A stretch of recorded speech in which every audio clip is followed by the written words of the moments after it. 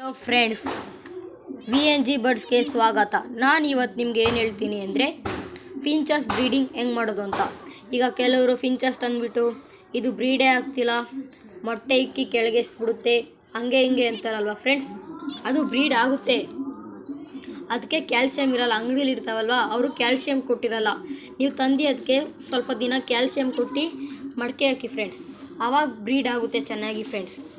ನೋಡಿ ಫ್ರೆಂಡ್ಸ್, ಇದೆಯಲ್ಲ, ನಾನು ಇದನ್ನ 400 ಕೊಟ್ಟು ತಂದೆ ಫ್ರೆಂಡ್ಸ್.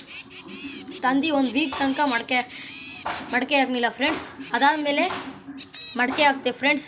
ಚೆನ್ನಾಗಿ ಕ್ಯಾಲ್ಸಿಯಂ ಕೊಟ್ಟಿದ್ದೆ. 5 ಮರಿ ಮಾಡ್ತು ಫ್ರೆಂಡ್ಸ್ ಫಸ್ಟ್ ಟೈಮ್.